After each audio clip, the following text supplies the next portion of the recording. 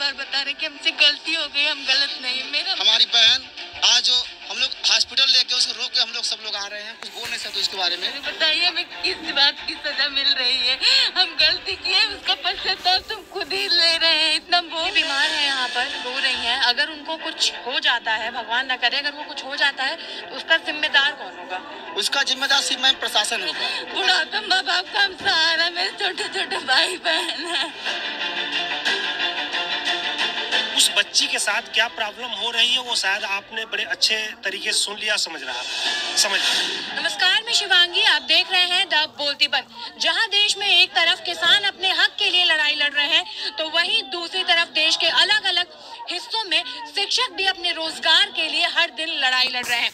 आज इनके आंदोलन का 15वां दिन है और अब इस कड़कती ठंड का असर उनकी सेहत पर भी पड़ने लगा है। तो आइए चलते हैं और इन्हीं से जानते हैं कि अभी तक सरकार ने तो इनके हक में कोई फैसला नहीं सुनाया है, तो अब आगे इनका क्या एक्शन होगा और कब तक ये इस ठंड में यहाँ पर डटे रहेंगे।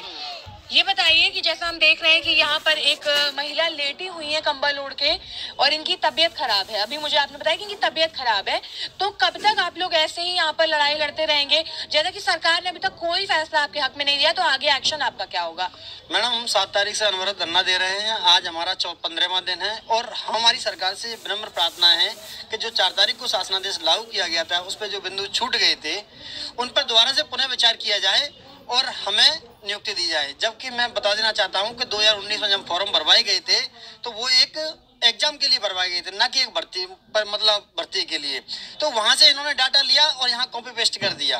इन्होंने एक बार भी संशोधन का मौका नहीं दिया। तो अब आपका आगे का क्या एक्शन होगा? क्योंकि सरकार तो कोई आपके हक में फैसला ले नहीं रही है। आप लोग इतने दिन से ठंडी में अड़े हुए हैं, उसके बाद भी आपके हक में कोई फैसला नहीं आया, तो अब आगे क्या करेंगे आप लोग? आगे मैडम हम यहीं पर रहेंगे। अगर हमारा संशोधन का जीवन जारी नहीं आएगा तो हम अपने प्राणों की न्यौछावर यहीं पर कर देंगे। हम जब तक सरकार लिखित में हमें आदेश नहीं देगी तब तक हम यहाँ बैठे रहेंगे, चाहे दिन हो रात हो, कुछ भी हो जाए, हम अपने प्राणों की न्यौछावर यहाँ पर करते जाएंगे। मैम, मेरा पूरा हम भर गया और हम हाथ जोड़ के सरकार से अपनी गलती बार बार बता रहे कि हमसे गलती हो गई, हम गलत नहीं। मेरा मुंह अब देख करके चैन के, जब से हमें अपनी गलती का पता चला, दिन रात हमारा जीना आराम हो गया है। और जैसे हमें पता चला सबको नियुक्ति मिल गई, सबका विद्यालय हम बताइए हमें किस बात की सजा मिल रही है? हम गलती किए, उसका पश्चाताप तुम खुद ही ले रहे हैं। इतना भोग रहे हैं, हम मर रहे हैं ठंडी में। बताइए ना, हमारे पर रहने के लिए जगह, न खाने के लिए जगह। आप क्यों अपनी जान दे रही हैं यहाँ पे? आप घर चली जाइए। नहीं जाएंगे मैम, कौन सा मुँह लेकर घर जाए? घर वाले इतनी उम्मीद से भेजे हैं, डेली फोन करके पूछते बेटा क्या हो रहा है। उन लोग को यही कहते ठीक है, सब काम पार्टी पे में हो रहा। बताइए हम क्या करें? हमारे पास इतना हम पढ़ाई किए, खुद पढ़ के और ट्यूशन पढ़ा करके हम कहाँ जाए? लोग को कौन सा मुँह दिखाए? बुढ़ापे माँ बाप का हम सहारा, मेरे छोटे छोटे भाई बहन है। हमको न्याय दीजिए सरकार, हाथ जोड़ रहे हैं आपसे। या तो मेरी लाश आज जाएगी या तो संशोधन लेके जाए। मैम देखिए, हम उनको समझा रहे हैं, लेकिन सबसे बड़ी प्रॉब्लम से ये है कि एक मानसिक वेदना आप बहुत अच्छी तरह समझ सकती हैं। उस बच्ची के साथ क्या प्रॉब्लम हो रही है वो शायद आपने बड़े अच्छे तरीके से सुन लिया, समझ लिया। तो वो उसके विषय पे तो मैं ज़्यादा कुछ नहीं कहूँगा, मुझसे ज़्यादा आप समझ रही हैं और लोगों ने बताया है। मैं एक भूतपूर्व सैनिक हूँ और हमने 18 साल देश की सेवा किया और APJ अब्दुल कलाम के लेक्चर में भी मैं प्रेजेंट रहा।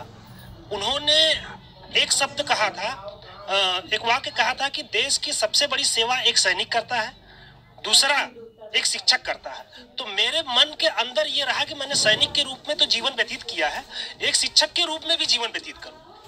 और यहाँ आके हमने, जबकि 18 साल, अब अगर एक शिक्षा से अलग हो जाइए, आगे कठिन 16 सब्जेक्ट की पढ़ाई करने के बाद, और उस समय इनकी साइटें सही नहीं चल रही थी, हमारे प्राप्तांक थोड़ा सा ज़्यादा बढ़ गए। जबकि ऐसी भी स्टेज है कि हमारी सीटें खाली है और उसके बावजूद भी मैं मैक्सिमम अधिकारियों के पास गया, प्रत्यावेदन दिया, कोर्ट तक का भी सहारा लिया, लेकिन एक इतनी बड़ी गलती हमारी छोटी हमारे जिंदगी के ऊपर भारी पड़ जा रही है कि इसको संशोधन नहीं किया जा सकता। जबकि मैम, इन लोगों ने ये कहा है कि हम सूची में परिवर्तन करना पड़ेगा।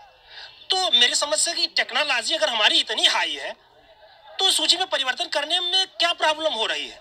हम रहेंगे, जितने चयन हुए हैं रहेंगे तो उतने ही कैंडिडेट, बस अप डाउन ऊपर से नीचे कर लेना है। हमारे गुणांक आ रहे हैं, हम प्रदेश में और डिस्ट्रिक्ट में जो अपना स्थान बना रहे हैं तो हमको लीजिए, अगर हम नहीं बना रहे हैं तो हमको बाहर कर दीजिए। इतने दिन से आप लोग यहाँ पर अड़े हुए हैं, अगर सरकार अभी आने वाले कई समय तक या फिर सरकार आपके हक में फैसला नहीं सुनाती है तो आप क्या करेंगे? मैम देखिए, अधिकार अपने हक की लड़ाई लड़ना हर एक व्यक्ति की जिम्मेदारी होती है, तो वो हम अपने हिसाब से लड़ेंगे अपनी लड़ाई, वो अंतिम दम तक, जब तक हमारे पास ताकत रहेगी। महात्मा गांधी की फोटो क्यों ली है आपने? क्योंकि जिस तरह इन्होंने अहिंसा से अपना जंग जीती थी, वैसे हम लोग भी शांतिपूर्ण धरना देकर अपनी बात शासन तक पहुंचाना चाहते हैं। कब तक बैठी रहेंगी आप? जब तक जीओ जारी नहीं हो जाता, हमें नियुक्ति पत्र नहीं मिल जाता। अगर नहीं मिला तो हम लोग यहीं पर अपने प्राण त्याग देंगे। इस इरादे रैन बसेरा में रह रही हैं, आपको तकलीफ नहीं हो रही है वहाँ रहने में? तकलीफ हो रही है, लेकिन अगर नियुक्ति पत्र नहीं मिला तो उससे ज्यादा कमी तकलीफ है। वो फॉर्म आपने ध्यान से क्यों नहीं भरा? नहीं, हमने ध्यान से भरा था। शासन ने, जैसे कि मेरा जो गलती हुई है, तो वो बीएड के मार्क्स में टीएलपी दिया हुआ है, तो टी का मतलब लोग टोटल समझ गए, जबकि थियरी होना चाहिए था। तो शासन को स्पष्ट तरीके से देना चाहिए था। इसमें हम लोगों ने जानबूझ के तो गलती की नहीं है। हमारे बस शासन से यही मांग है कि हमें हमारे मूल अभिलेखों से मैच करके हमारे दस्तावेजों को हमें नियुक्ति पत्र प्रदान कर दें। मैम, हम लोग को 15 तारीख को शिक्षा मंत्री जी से मुलाकात किया गया। उन्होंने बोला है कि मूल अभिलेख से जो चयन में लिस्ट में आएंगे उनको हम करेंगे, लेट करेंगे, पर ये नहीं बताया कब तक करेंगे। हम लोग पिछले मई से लेकर इनसे बार बार मिल रहे हैं, बस सिर्फ आश्वासन दे रहे हैं। हमें कोई संतोषजनक आश्वासन है जिससे हम विश्वास कर सकें। जो 4 तारीख का भेदभावपूर्ण संशोधन आदेश आया है, अगर उस समय भेदभाव नहीं किया तो आज हम लोग यहाँ पे नहीं होते। हमारी बहन आज